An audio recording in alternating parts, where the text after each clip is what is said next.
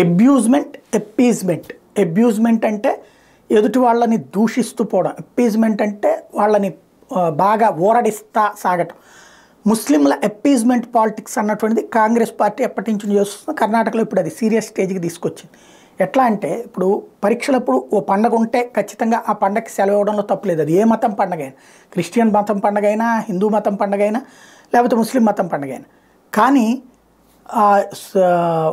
ముస్లింలు అలా కాకుండా ఇంకా ఓవర్ అప్పీజ్మెంట్ పాలిటిక్స్ ఏంటంటే పరీక్ష టైం టేబుల్లో రోజు ఉదయం పూట్ల పరీక్షలు, ఒక్క శుక్రవారం పూట్ల మాత్రం మధ్యాహ్నం పూట్ల పరీక్ష పెట్టారు. ఏంటయ్యా అంటే ఆ రోజున ప్రార్థనల కోసం శుక్రవారం పూట్ల మత ప్రార్థన చేసుకుంటే 2 తర్వాత ఎగ్జామ్ అట. మిగతా రోజులన్నిట్లో మాత్రం ఉదయం పూటే ఎగ్జామ్ పెట్టారు.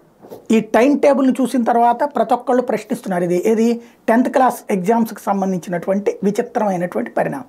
అంటే క్రమంగా మత రాజకీయం అనేది పీక్ స్టేజ్కి తీసుకెళ్తోంది అన్నటువంటి విషయం ఇక్కడ స్పష్టమైపోతుంది.